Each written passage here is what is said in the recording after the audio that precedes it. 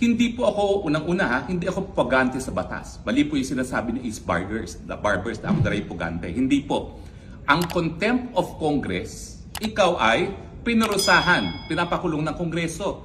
Pero wala po akong batas na linabag. Nagsampa na po sila ng kaso laban kay Cassie at dun sa iba pang mga involved sa Lucky South 99. Hindi po ako kasama sa kahit anong kaso. Nagsampa nila sa ng kaso dun sa kay Alice Guo sa Banban, hindi rin po ako kasama doon. So wala po akong kasong hinaharap sa piskalya o sa hukuman. Ang kaso ko lang po dahil ayaw ko nga ibigay yung mga dokumento na wala naman pong kinalaman sa investigasyon ng Pogo. At nandyan nga po yung desisyon ng Bexon bilang authority na hindi mapipilit na ibigay ang mga dokumentong wala kinalaman sa investigasyon. Hindi nga po siya po pwedeng tanungin ng mga bagay-bagay na walang kinalaman sa investigasyon. So kung gusto po nila akong kasuhan ng unexplained wealth, excuse me, napag-aral naman po ako ng aking mga pamilya sa Amerika, sa London, at saka sa UP, siguro naman hindi naman unexplained wealth po yan. No? At anongin yung mga kaklase ko, buhay naman ako sa isang gated community, hindi ko po pinag-aayabang yan.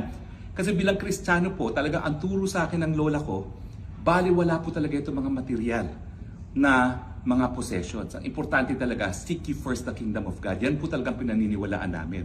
Pero, God has been good to the family.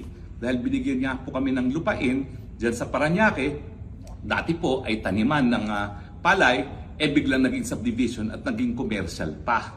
Yan lang po yung swerte ng pamilya ko. No? Pero, yun nga po, bilang isang abogado, hindi naman ako po pwede na baliwalain ko ang karapatan ko. Lalong-lalo na itinuro ko naman sa aking mga estudyante sa UP Law kung anong dapat na sakop lamang ng legislative investigation.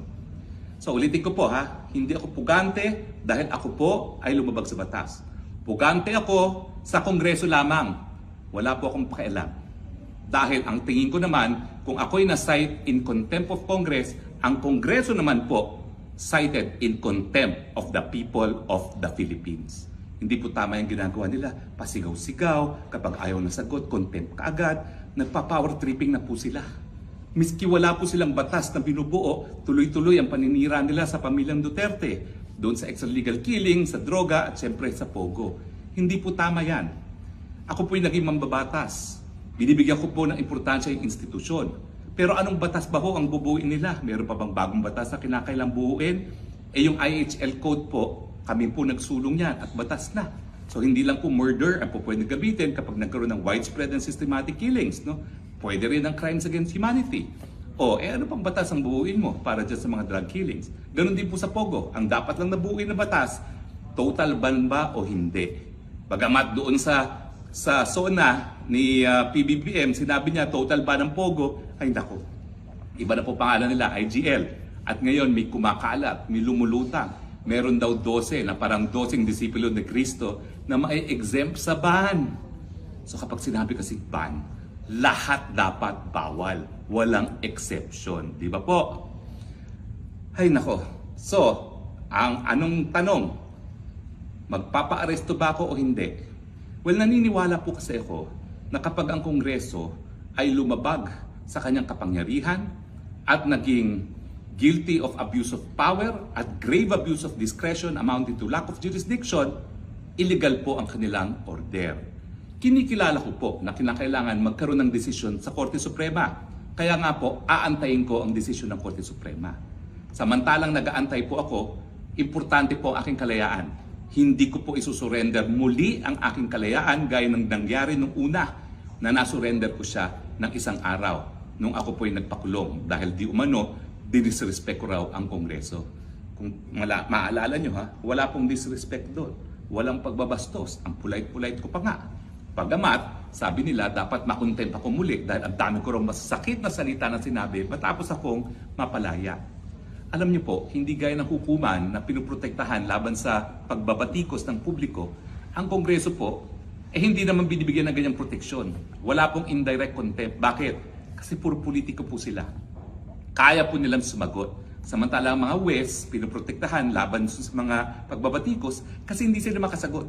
Ang kanilang sagot ay doon lamang sa kanilang mga desisyon. So, mga kaibigan, hindi po ako pugante.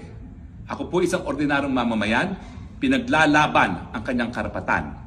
Alam ko po na makapangyarihan ng mga congressmen. Alam ko po napakadami nila. Pero ako naman po bilang ordinaryong mamamayan, may proteksyon. Ang tawag po dyan, ang Bill of Rights ng saligang batas at paninindigan ko po yan. Dahil kung hindi paninindigan ng mga ordinaryong mamamayan ang kanilang karapatan, tuluyan pong lalabagin ng mga power trippers. Aantayin ko po ang desisyon ng Korte Suprema. Kapag sinabi ng Korte Suprema, ilabas ang dokumento, ilalabas ko po yan. Pero sa ngayon po, antayin muna natin ang desisyon ng hukuman.